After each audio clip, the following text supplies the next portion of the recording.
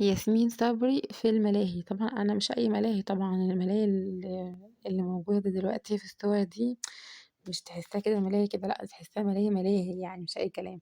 طبعا ياسمين صبري نزلت الصور دي وهي في الملاهي وفيديو ليها وهي بتنشن بقى كده على الهدية بتاعتها اللي هتاخدها.